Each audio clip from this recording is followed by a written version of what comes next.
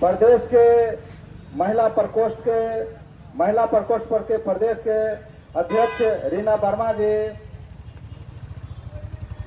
शशिकला जी, तमाम सम्मानित हमारे वैशाली जिला से आए हुए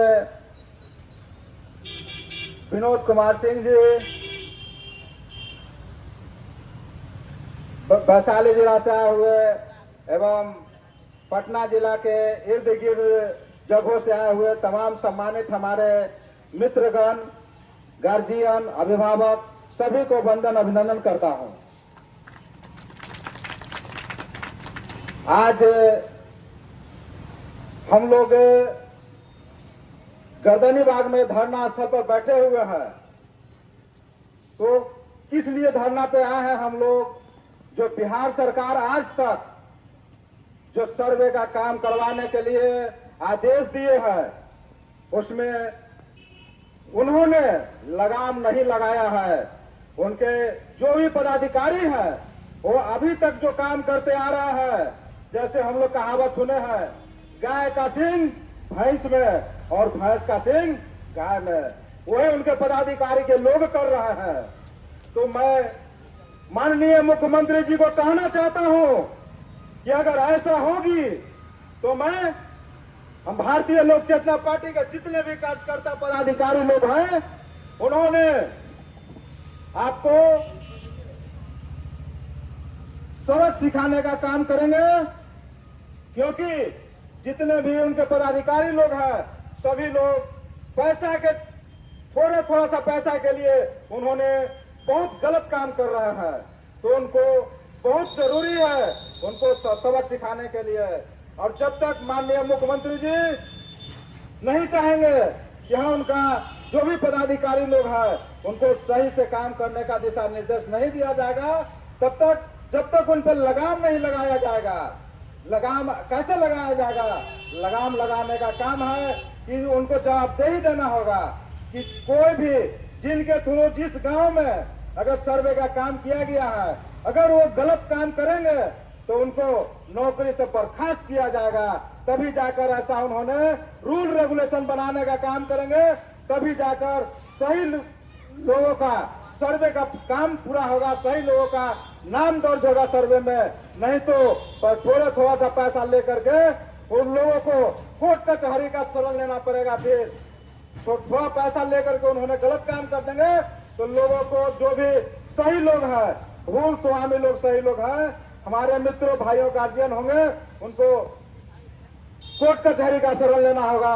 सरकार को यह करना होगा कि जो भी गलत करेगा उसके खर्च से कोर्ट कचहरी का काम जो होगा उसको पूरा निपटारा करना होगा।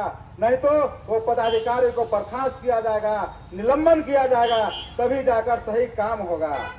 और जो भी सरकारी जमीन पर गरीब गुरबा लोग, अमर शहीद जगदेव प्रसाद जी का जो सपना है, गरीब गुरबा लोग जो भी सरकारी जमीन पर रह रहे हैं उनको सर्वे कर उनका नाम चढ़ाया जाए, नाम चढ़ा करके उनके नाम से भू सर्वे अधिग्रहण किया जाए, तभी जाकर सही होगा काम, नहीं तो नहीं हो पाएगा। और गरीब गुरबा लोग इधर उधर मारते फिरते चलेंगे। कभी सरकार यहाँ से सरकारी जमीन पर रखे हुए तो यहाँ से हटा करके कभी उधर भगाएगा, तो कभी वहां से हटा कर उधर भगाएगा, तो गरीब लोग परेशान होते रहेंगे। सरकार आज तक गरीबी खत्म नहीं किया, सिर्फ कहते हैं भाषण में कि गरीबी खत्म करूंगा, लेकिन हमको तो लग रहा है कि केंद्र सरकार और बिहार सरकार मिलकर गरीबों को खत्म करना बिहार से चाहते हैं। यही उनका मुख्य उद्देश्य है और यही आज तक उन्होंने कर रहा है, नहीं तो नहीं करते।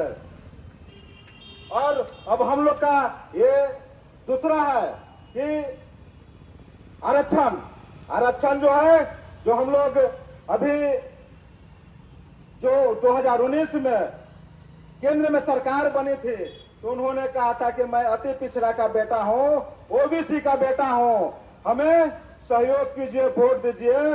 तो वोट दे करके हम लोगों ने उनको सहयोग करके उनको गद्दी पे बैठाने का काम किया। तो फायदा वोट हम लोग का, और फायदा किसको देते हैं? फायदा जो पहले से सुखी संपन्न लोग हैं, 10% के लोग जो सुखी संपन्न पहले से हैं, उनको फायदा देने का काम उन्होंने किया। और आज तक उन्होंने 72 घंटा में 10% आरक्षण जो पहले से सुखी संपन्न उनको देने का काम किया है।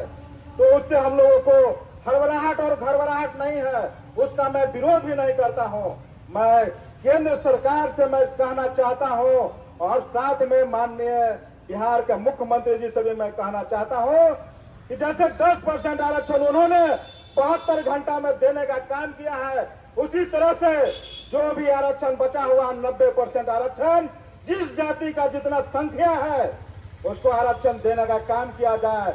नहीं तो हम लोग रोड पे उतरेंगे और 2 फरवरी में 3 महीना का मैं अल्टीमेटम देता हूं। फरवरी में मैं उनके लिए संघर्ष करूंगा और रोड पे उतरने के लिए और यहां से दिल्ली तक जाने के लिए जंतर मंतर पर जाने का जरूरत पड़ेगा तो हम लोग जाकर के वहां केंद्र सरकार को समझाने का और आंख खोलवाने का काम करने का काम करूंगा। तो मित्रों, आज तक हम लोगों ने सिर्फ वोट देने का काम किया है, लेकिन आज तक केंद्र सरकार ने हम लोगों को जो भी ओबीसी का वोट लेते हैं और बिहार सरकार में भी ओबीसी का वोट लेते हैं, उन्होंने आज तक न केंद्र सरकार की ओबीसी के लोगों को कोई फायदा दिया और न ही बिहार सरकार को कोई फायदा देने का काम किया है। सिर्फ कहते हैं कि लोगों को मैं लोन देने का काम कर रहा हूँ, लोग जीने खाने के लिए कमाने के लिए पैसे देने का काम कर रहा हूँ, लेकिन जो लोग उसके लिए अगर परेशान हो रहा है, जो लोग चाहते हैं कि मैं पैसा लेकर के सरकार का मैं काम कमाने का खाने का काम करूंगा, अपने बच्चे के भरण पोषण का काम करने का काम करूंगा, तो उन लोगों से जो ऑफिस का चक्कर लगाते हैं और दफेदार का चक्कर लगाते हैं, उनसे पूछा जाए, उनसे मिल करके पूछा जाए कि क्या परेशानी उनको होती है। तो मित्रों, ये सब चीज बहुत सारे लोगों को देख लिया हूं मैंने और आप लोग भी देखे हैं, ऐसा नहीं है कि नहीं देखे हैं। तो जब तक केंद्र सरकार और बिहार सरकार मिलकर अगर इसको हम लोगों को स्वस्थ नहीं करेगी, तब तक हम लोग रोड पर उतर करके और दिल्ली के जंतर मंतर पर भी जा करके धरना देने का काम करूंगा।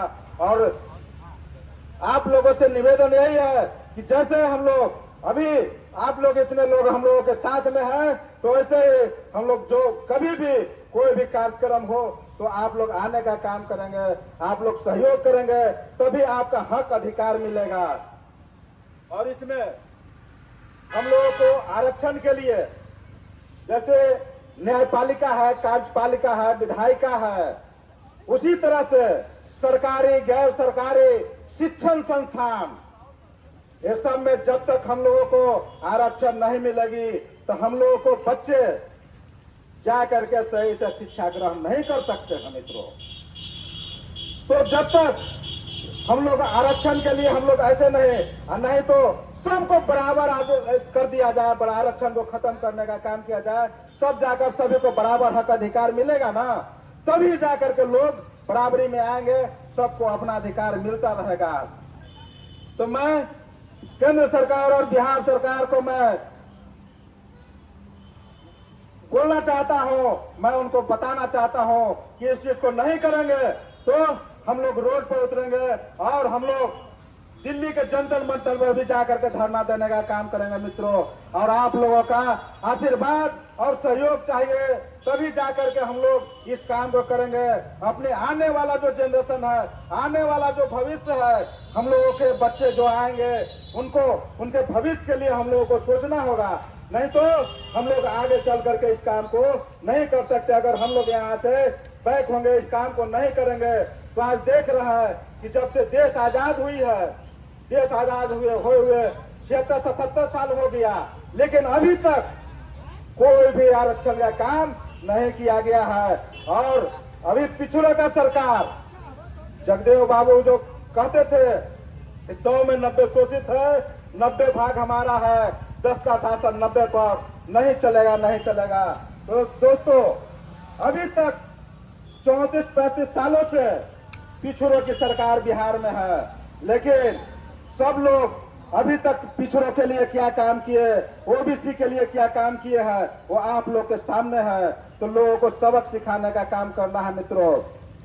जब तक सबक नहीं सिखाया जाएगा, जब तक उन लोगों को आंख से दिखाया नहीं जाएगा तब तक आप लोगों का काम नहीं होगा मित्रों। तो इसी के साथ मैं अपने वाणी को विराम देते हुए अमर शहीद जगदेव प्रसाद अमर रहे, अमर शहीद जगदेव प्रसाद अमर रहे, डॉक्टर भीमराव अंबेडकर अमर रहे, डॉक्टर भीमराव अंबेडकर अमर रहे, महात्मा ज्योतिबा फुले अमर रहे, माता सावित्रीबाई फुले अमर रहे। बहुत बहुत धन्यवाद।